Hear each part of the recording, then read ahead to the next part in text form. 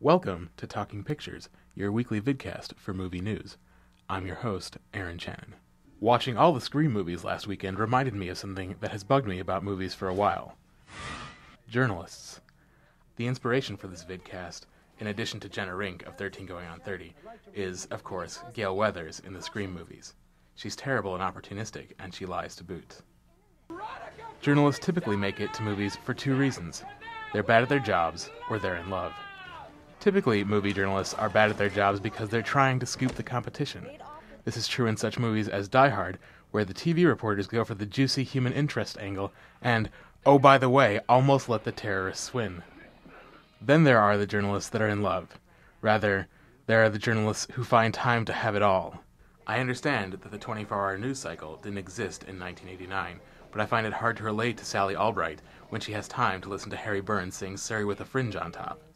The same goes for the characters in any romantic comedy featuring a journalist. The suggestions that Jennifer Garner can both find true love and come up with a brilliant magazine redesign based on the knowledge gained from a quick skim of magazine editing for dummies is ludicrous. If movies are not unknowingly degrading journalists, they are knowingly doing so. These movies are usually awesome. You might know them as His Girl Friday, Citizen Kane, Sweet Smell of Success, Network, and so on. If you're not a movie nerd like me, then you might not know these movies, but it suffices to say that in one of the movies, a news anchor is killed because of poor ratings.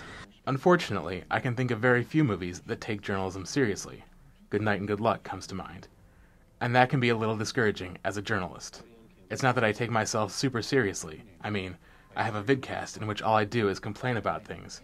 But it would be nice if journalists were not always portrayed as incompetent. We're not all terrible at our jobs, but the bad work seems to be the only news that's fit to film.